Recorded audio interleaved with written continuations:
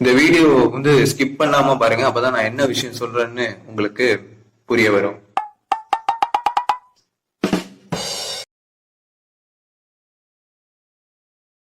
அனைவருக்கும் வணக்கம். நான் உங்கள் அருண் மனோஜ்குமார். இன்னைக்கு நம்ம ஒரு திரைப்படத்தை பத்தி பேச போறோம். என்ன திரைப்படம் அப்படின்னு பாத்தீங்கன்னா அன்னபூர்ணிங்கிற திரைப்படத்தை பத்தி பார்க்க போறோம். இது வந்து நயன்தாரா அவர்களுடைய 75வது திரைப்படம். இந்த திரைப்படத்தை இயக்குனது யார் அப்படின்னு பாத்தீங்கன்னா நிலேஷ் கிருஷ்ணா அவர்கள், அப்புறம் தமன் அவர்கள் தான் மியூசிக் போட்டிருக்காங்க. அந்த படம் வந்து ஒரு ஃபுட் செஃப் சம்பந்தப்பட்ட ஒரு திரைப்படம். ஓகேங்களா, இது உமன் சிட்ரிக்ல ஒரு செஃப் பேஸ் பண்ணி வர்ற படம். நயன்தாரா அப்படிங்கிற ஒரு ஸ்டார் கேஸ்டிங் அப்படிங்கறத தாண்டி இதுல நிறைய எலமெண்ட்ஸ் வந்து இதுல இருக்கு. எத்தனை நடிகர்கள் வந்து நிறைய நடிகர்கள் வந்து ரொம்ப பரிச்சயமான நடிகர்கள் இருக்காங்க.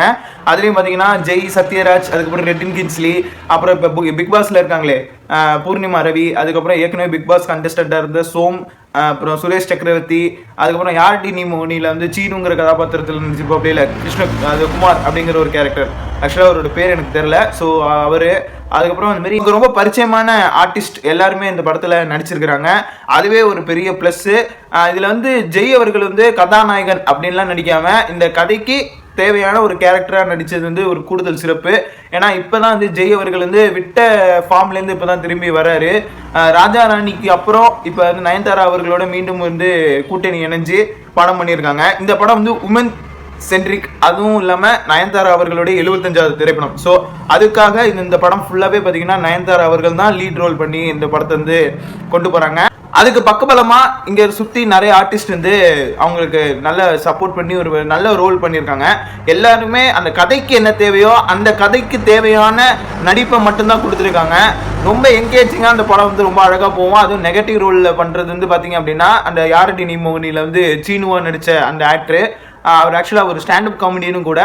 அந்த ஆக்டர் வந்து ஒரு செஃப்பாக நடிக்கிறாரு. அவரோட அப்பாவா சத்யராஜ் நடிக்கிறாரு. அவரே ஒரு மிகப்பெரிய செஃப். அந்த செஃப்போடைய இன்ஸ்பிரேஷனில் தான் நயன்தாரா அவர்கள் சமைக்கணும்னு ஆசைப்படுறாங்க.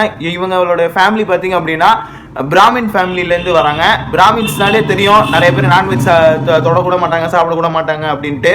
அந்த ஸ்டீரியோடைப்லாம் இந்த நூற்றாண்டோடய முடிஞ்சிருச்சு. காரணம் என்ன அப்படின்னா, நான் பார்த்துருக்கேன் ரியல் லைஃப்பில் சில பிராமின்ஸ் அவங்கெல்லாம் வந்து நான்வெஜிடேரியன் சாப்பிட்றாங்க. ஈவன் சராசரியாக உள்ள மற்ற கேஸ்ட் பீப்புள் சாப்பிட்றதுக்கு தயங்குற நான்வெஜ்ஜை கூட அசால்ட்டாக சாப்பிட்டுட்டு அவங்க இருக்கிறாங்க. ஆனால் அப்பயுமே இந்த மாதிரி ஒரு ஸ்டீரியோ டைப்பை வச்சுருக்காங்க.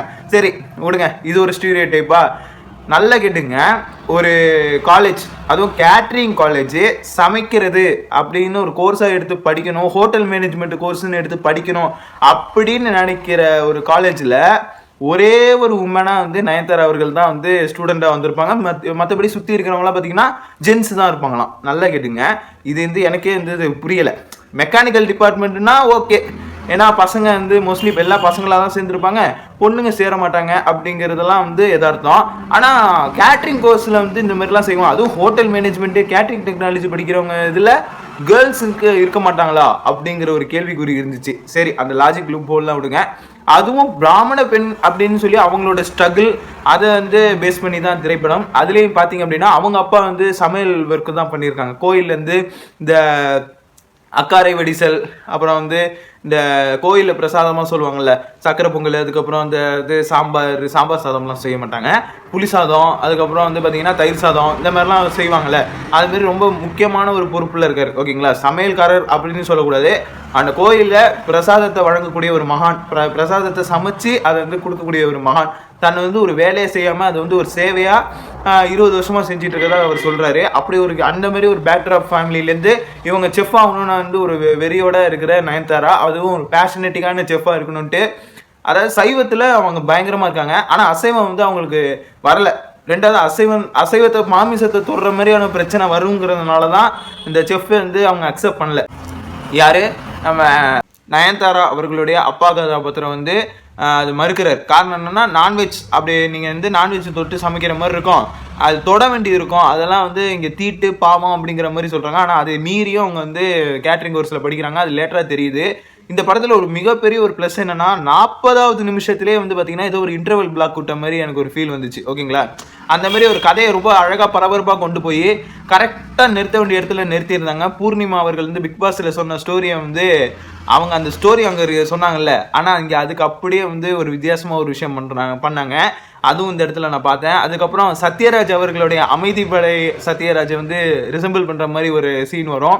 அதுவும் அந்த படத்தில் நீங்கள் படம் பார்க்கும்போது அந்த ஒரு ஃபீல் உங்களுக்கு புரியும். இந்த பாட்டி கதாபாத்திரம் ஒன்று வருது, அந்த நயன்தாரா அவர்களுடைய பாட்டியாக ஒரு கதாபாத்திரம் வந்து, அந்த கதாபாத்திரம் வந்து நல்ல ஒரு கதாபாத்திரமாக எனக்கு பட்டுச்சு. ஓகேங்களா, அவங்களுடைய ஸ்ட்ரகிள், அவங்களோட விஷயத்தையும் இந்த நயன்தாரா அவங்களோட விஷயத்தையும் வந்து ரொம்ப கம்பேரிசனாக பண்ணி அதில் ஒரு விஷயத்தை வந்து போகிற போக்கில் ஒரு டயலாக்காக அடிச்சுட்டு போகிறது வந்து ரொம்ப, நான் அதில் ரொம்ப இம்ப்ரெஸ் ஆகிட்டேன். ஓகேங்களா, அந்த ஒரு விஷயத்துக்காகவே அந்த திரைப்படத்தை வந்து நின்று பேசும் அந்த ஒரு விஷயம். ஓகேங்களா, வில்லன் கதாபாத்திரமாக வந்த அந்த நடிகர் பார்த்தீங்கன்னா அவருடைய ரோலை மிகச்சரியாக செஞ்சுருக்காரு. அவர் வந்து வில்லன், அந்த ஈகோ, அந்த அதுக்கான ஒரு ஜஸ்டிஃபிகேஷன், அதுக்கு பின்னாடி இருக்கிறது எதனால் இப்படியெல்லாம் இருக்காருங்கிறது எல்லாத்தையுமே அவங்க காட்டும் பொழுது அந்த சைட்லேருந்து யோசிக்கும் பொழுதும் ஓகே அப்படின்னு இருக்கிறோம். அதனாலேயே என்னமோ அந்த கிளைமேக்ஸில் பார்த்தீங்கன்னா வில்லனும் சரி நயன்தாரா அவர்களும் சரி சரிக்கு சமமாக இருப்பாங்க.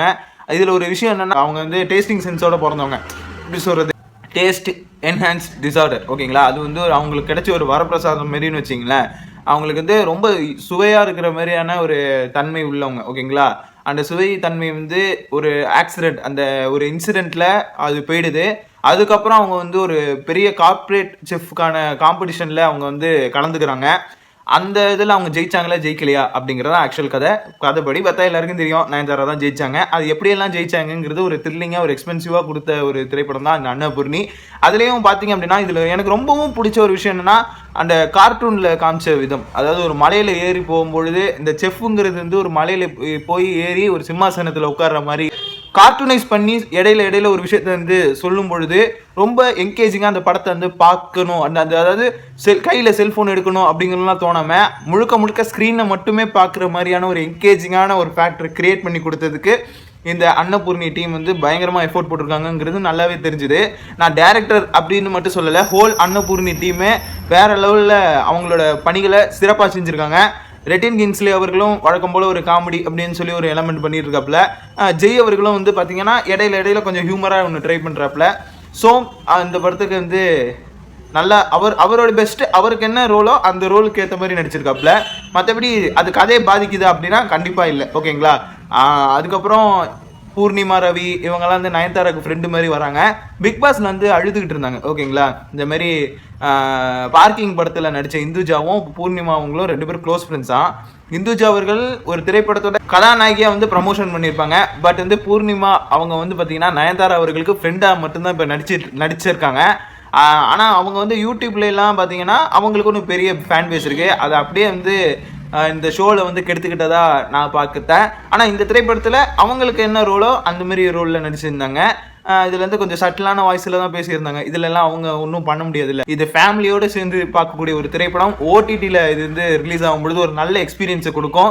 வீட்டில் டிவிலலாம் வந்து இந்த படம் ஸ்ட்ரீம் ஆனிச்சு அப்படின்னா கண்டிப்பாக மிஸ் பண்ணிடாதீங்க, அப்புறம் வருத்தப்படுவீங்க. ஒரு நல்ல திரைப்படத்தை பார்த்த ஒரு மன திருப்தியோட இந்த வீடியோ நான் முடிச்சுக்கிறேன். இந்த வீடியோ உங்களுக்கு பிடிச்சிருந்தது அப்படின்னா லைக் பண்ணுங்கள், ஷேர் பண்ணுங்கள், கமெண்ட் பண்ணுங்கள். அண்ட் நம்ம சேனலில் சப்ஸ்கிரைப் பண்ணாதுங்க சப்ஸ்கிரைப் பண்ணிவிடுங்க. மறக்காமல் பெல் பட்டனை கிளிக் பண்ணிவிடுங்க. என்னுடைய சோஷியல் மீடியா ஐடிஸ் வந்து பார்த்தீங்க அப்படின்னா டிஸ்கிரிப்ஷனில் இருக்குது, நீங்கள் கிளிக் பண்ணி ஃபாலோ பண்ணிக்கோங்க. அண்ட் முடிஞ்ச அளவுக்கு உங்கள் ஃப்ரெண்ட்ஸ் அண்ட் ஃபேமிலிக்கு இந்த வீடியோ ஷேர் பண்ணுங்கள். நம்ம புதுசாக ஒரு வாட்ஸ்அப் சேனல் ஓப்பன் பண்ணியிருக்கோம், அது கொஞ்சம் அப்படியே ஃபாலோ பண்ணி விடுங்க. மீண்டும் மற்றொரு வீடியோவில் உங்களை நான் சந்திக்கிறேன். நன்றி.